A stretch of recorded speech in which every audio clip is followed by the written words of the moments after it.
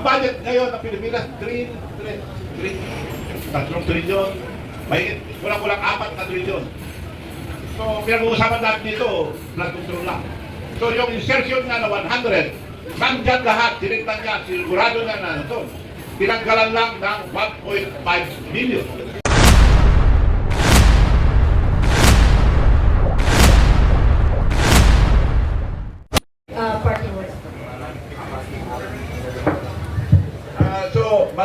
Ulitin ko lang po yung sinabi ko para maliwanag po lahat.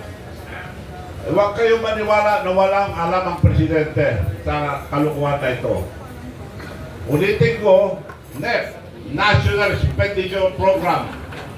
Yan ang budget ng presidente na iprepresenta sa Congress and Senate.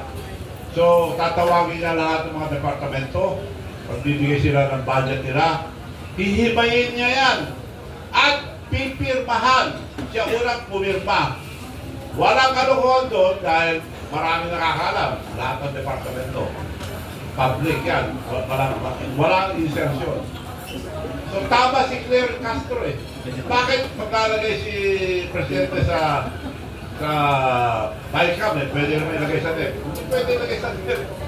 Tama siya. Hindi naglalagay si Presidente. Makikita eh. So pagkatapos doon, pipirma niya, pupunta na sa Senate, Congress, himay niya, Senate, magagawa rin, mapasa rin, then, kailangan magtama yung Senate and Congress, pupunta na sa BICAM. Karamihan ng nalagyan na yung Senate at Congress, ang insertion, pinakamalaking insertion, nandun na sa BICAM. Karamihan. At pagkatapos doon, kukunti na lang din sila doon eh. Kaya, hindi ko nasasabihin mga tao doon, kukunti na lang. Lalabas din sa dyaryo. Yun na, dadali nila kay Presidente. Si Presidente uli ang titingin. Hihibayin niya ng gusto yan. Iimbestigahan ng gusto. Titignan niya kung nandun yung mabili niya kasabi ko na 100 million.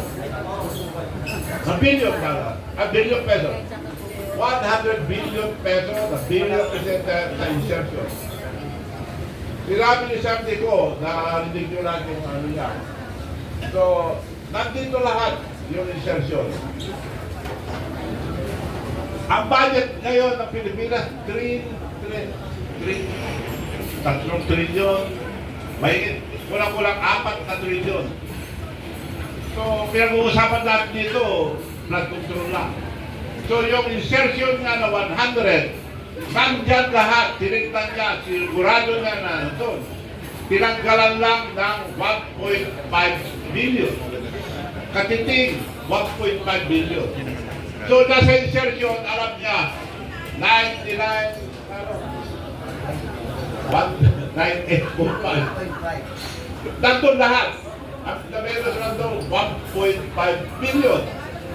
Talagang 98.5 billion ang insertion na nangyari. Nilagyan na ng lipstick, di pa rin nangyari, 1.5. Talagang kuripot doon, billion na doon. At nakakaya sa mga Ilocano, ako po Ilocano. Nakakaya sa mga Ilocano, sinisira niya mga Ilocano. Yun lang nasabi ko dito.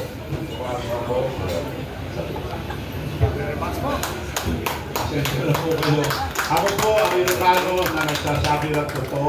Isa lang ang salita ko, ginagawa ko. Pag nagkamali ako, sorry, nagkamali ako. Dali, nobody is perfect. Nagkakamali lang. Pero kung may sinabi ako, yung babaliktad. Tatayaw ko yan kung tama. Kaya ito, tinatayaw ko na naniniwala ko sa mga sinabi ni Sandy ko dahil sa Pangulo talaga, tatlo lang sila eh. Si Sandy ko tigagawa na inutusan agad. Pagkatapos ng eleksyon, di pa sila buko, nagpaplano na. Di pa sila buko. Talagang nanakawan natin bansa. Ano ba nangyayari sa ating bansa kung tuloy-tuloy sila? Wala, palay ko, di ba pinanasan niya? Nakasunod, no? Kaya kako, by force. Sino mga by force? Ilang years na ba ito, Lods? Kung makonsensya ang mga military, sila nang bahala. Kung wala siya ng konsensya, kawawa ang ating kababayan. Tatagal, pero hindi tatagal yan kung hindi tutulong ang military. Protektahan mga tao. Baliwanag, protektahan ang tao. And the state, nakakagulo na ang state natin. Huwag nyo lang antayin, dumating pa yung mga ibang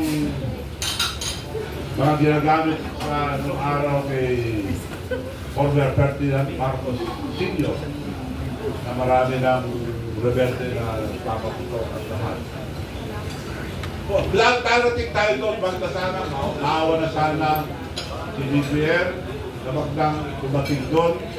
The sooner the better, Mr. President. Boy, you better resign now. Wala ka nang ligtas. You can run, but you cannot hide. Saan ka tatakbo? Sa ibang bansa? Puno-puno ng overseas workers. Ang buong mundo. Hindi ka makakapagtago. Kaya nagpapasalamat ako sa nangyari ngayon sa inyong lahat. Kung wala na kayong question, wala na ba? Okay, maraming pong salamat sa inyong lahat. At sana sama-sama tayo mag-explain sa mga tao para maintindihan tao itong sinabi ko. Maliwanag ko na alam ni Presidente ito. Ang liwanag. Maliwanag pa sa buwan. 2 beses siya pinirmahan. Sa NEP, pinirmahan niya bago umikot. Pagbalik sa kanya, pinirmahan niya. Doon na. Doon na lumabas yung mga kalukuhan na. At yung nandito po ang mga ebidensya, yung sinabi ni Sabino. 1,500,000 pesos lang sa pagkakal. 100 billion na pina-insert ni Presidente. Marami pong salamat sa inyo lahat.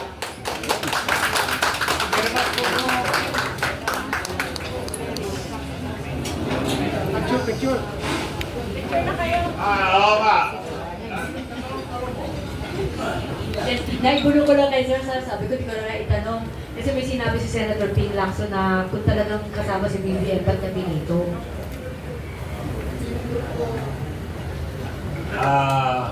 Bakit pinito ni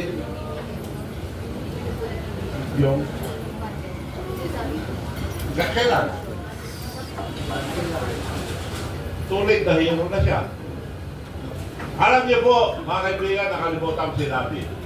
Walang mangyayari sa Senado dahil ang nangyayari doon, kaputi mo likod ko, kakaputi mo likod mo. Ang ganun ang nangyayari. Kaya walang mangyayari dyan. Bakit tahimik ang mga senador natin? Wala nga yung mga kalidad nila totoong oposisyon.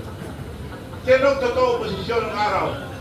Dino Aquino, Jerry Rojas, Jose Jokto, at Lorenzo Tanyana. Wala na yung mga ganong kalidad na independent. Na pag may mali, kasama ba nila o hindi, nagsasalita sila. Dito, bakit hindi nagsasalita ang mga senador? May kasalanan ba kayo lahat? Ako nagsasalita, wala akong kasalanan. Kayo dyan. Magsalita kayo, alam nyo na lahat ang katiwalian. So, yun. Sabi mo. Sa buhaban. Maraming salamat po muli sa inyo lahat. God bless. Maraming salamat po. Picture taking tayo.